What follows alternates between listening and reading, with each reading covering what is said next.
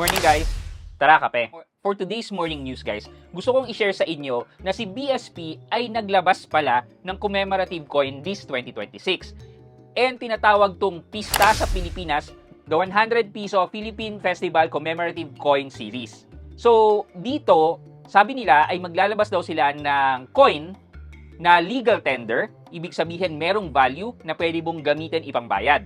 So, ito daw na ilalabas nilang coin is commemorating yung mga kilalang pista dito sa Pilipinas. Maglalabas daw sila ng commemorative coin every month. So, at sabi nila dito, for January daw, ang commemorative coin will be for the Feast of Sinulog. Tapos sa February, yung Tan-Ok ni Ilocano.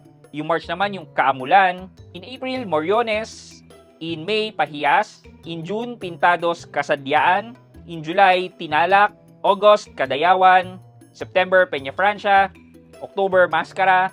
November, Gigantes. And December, Giant Lantern Festival. So, ganito yung itsura nung nilabas ng January. Please note that these commemorative coins are very limited lang. Ngayon, magkano siya? For a 100 peso na legal tender commemorative coin, nagkakahalaga or bibilin mo to kay BSP worth 5,000 pesos. Yes, katumbas ng 5,000 pesos mo as a legal tender ay only 100 pesos. But, di ba? Sino ba naman bibili ng coin na 100 peso legal tender worth 5,000 pesos? Parang walang maayos na isip ng taong gagawa niyan. However guys, this is a commemorative coin. Ibig sabihin neto, usually ito pang mga collector items yan. And note guys, pag pinambayad mo to sa mga transaction mo on a daily basis, yes, yung value ng coin mo is only 100 pesos. However, this is somehow like a collector's item.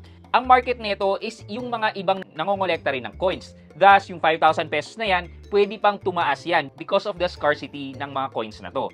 And remember, hindi ganun karami ang pag-produce ng coins na to. Thus, dahil limited to, magmamahal at magmamahal ang value ng coins na to. Kayo guys, what do you think? Bibili ba kayo ng 5,000 peso commemorative coin?